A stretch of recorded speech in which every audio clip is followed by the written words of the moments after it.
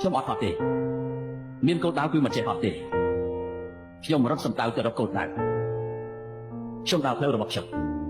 លើលោកនេះអត់មាននរណាអាណិតយើងទេបើចង់ឲ្យគេចាត់ទុកយើងជាមនុស្សយើងត្រូវតែឈរឲ្យពោះជាងពួកអ្នកដែលមិនចាត់ទុកយើងជាមនុស្សទៅមក